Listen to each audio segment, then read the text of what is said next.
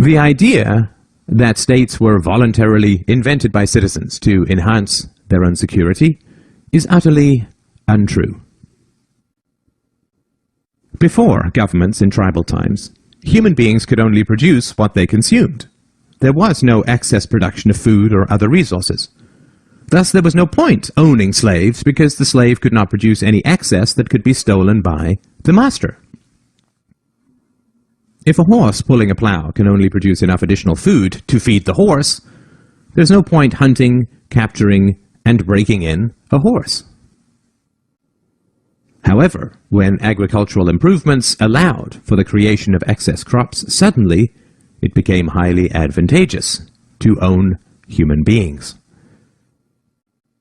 When cows began to provide excess milk and meat, owning cows became worthwhile.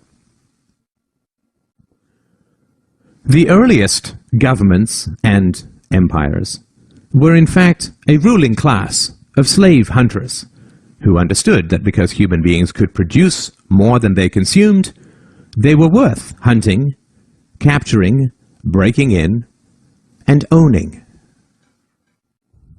The earliest Egyptian and Chinese empires were, in reality, human farms, where people were hunted, captured, domesticated, and owned like any other form of livestock.